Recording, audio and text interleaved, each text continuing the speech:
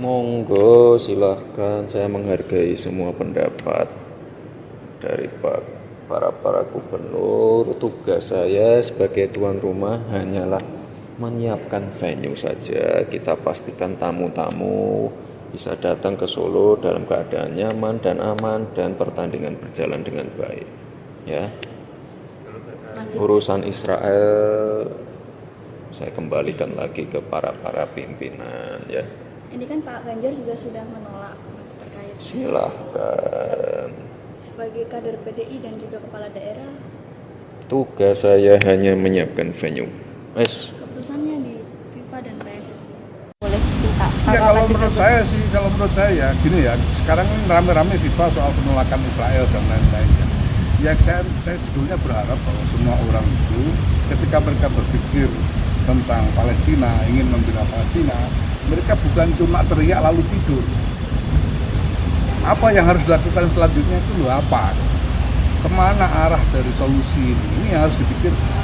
Dan menurut saya kalau kita lihat bagaimana lanskap persoalan yang ada, yang pertama-tama yang harus diperkuat adalah itu tadi internasionalisme dan multilateralisme.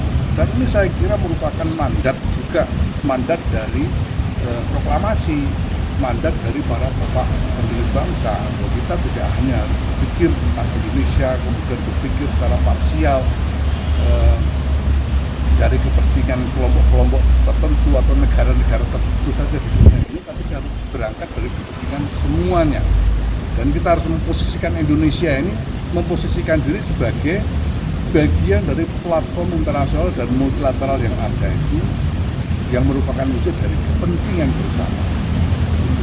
Nah misalnya kalau soal FIFA ini ya, kalau kita cuma menolak Israel jangan datang, habis itu tidur, apa gunanya buat Palestina? Tidak ada gunanya juga. Tapi kalau kita kembangkan positioning Indonesia melalui FIFA ini, sehingga kita betul-betul punya posisi moral yang meningkat untuk terus mengartikulasikan arah dari solusi masalah Palestina, nah itu saya kira lebih konstruktif daripada sekedar protes tidur.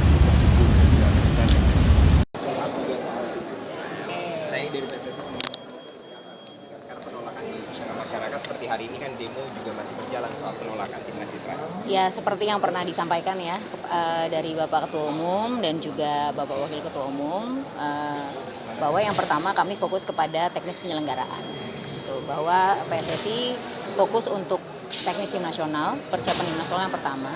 Dan karena surat penunjukan U20 itu memang telah kami terima dari 2019, kemudian edisinya cancel 2021 dan menjadi 2023, ada certain dokumen untuk persiapan teknis yang harus kita persiapkan. Lapangan, venue, operation, media, promotion, event promotion, dan lain sebagainya. Services, karena nanti akan ada tim workshop dan lain-lain. Jadi untuk dari sisi PSSI kita fokus terhadap hal tersebut.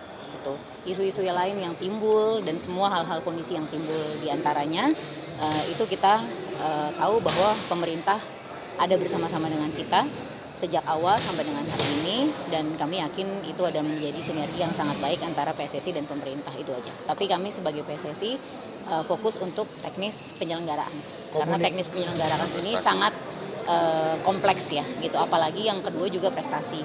Tim yang ada kemarin menembak bulu tangkis semua, ya kita harus menerima negara manapun, termasuk sengketa Taiwan dengan China pun ya kan itu konsekuensinya. Atau kita tidak membidding, dan saya mohon maaf loh, saya ini kan baru jadi ketua PSSI ya, proses biddingnya saya tidak ikut. Saya ini bagian hanya merapikan pekerjaan yang tidak rapih. Nah, dan tentu saya sangat terbebani ya, karena itu saya ambil alih ya, dengan maksud baik, tidak menyalahkan siapa-siapa. Karena saya yang penting nomor satu, muka kita harus kita selamatkan. Ya, kalau bagi gubernur tentu saja ya, kalau umpama mengirim surat, ada mekanismenya. Ada mekanismenya sehingga nanti akan ditanggapi, akan dibicarakan secara internal dengan baik. Mari kita dengan kepala yang dingin, dengan hati yang terbuka, kemudian membicarakan. Karena ini adalah ajang internasional yang mengangkat harkat dan martabat bangsa Indonesia, utamanya dalam dunia sepak bola. Kalau di Bali ini kan bukan untuk pertama kali. Bali ini salah satu di antara 6 venue yang nanti juga akan bertanding di sana. Kalau bicara tentang Israel, kemudian bicara terkait dengan solidaritas kita kepada dukungan kita kepada Palestina, ya saya juga mau bilang bahwa tahun kemarin kan IPU, Interparliamentary Union, dilaksanakan di Bali. Itu ada peserta dari Israel kan. Di IPU itu bendera Israel itu berkibar di Pulau Dewata pada waktu IPU. Jadi mari kita melihat hal-hal, perkara-perkara yang mendatangkan semangat nasionalisme kita, semangat kebersamaan kita, mengangkat harkat dan martabat bangsa Indonesia di forum-forum internasional seperti di IPU kemarin. Tim parlemen Israel juga datang. Nanti kita juga ini akan tanding ya, ada World Cup U20 yang sekali lagi saya ingin katakan salah satu di antara venue itu di 6 provinsi itu salah satunya di Bali.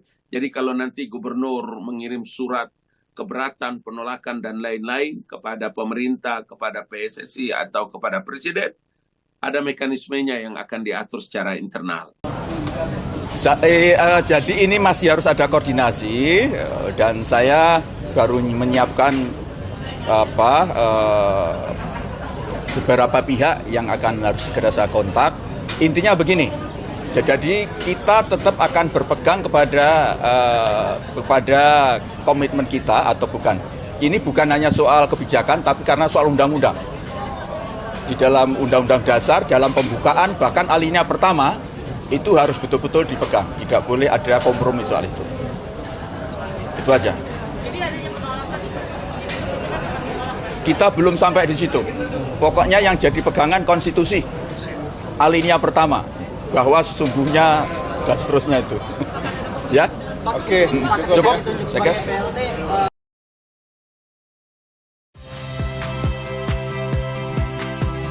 Saya Iriana Mardanus. Saksikan program-program Kompas TV melalui siaran digital, pay TV, atau media streaming lainnya. Kompas TV, independen, terpercaya.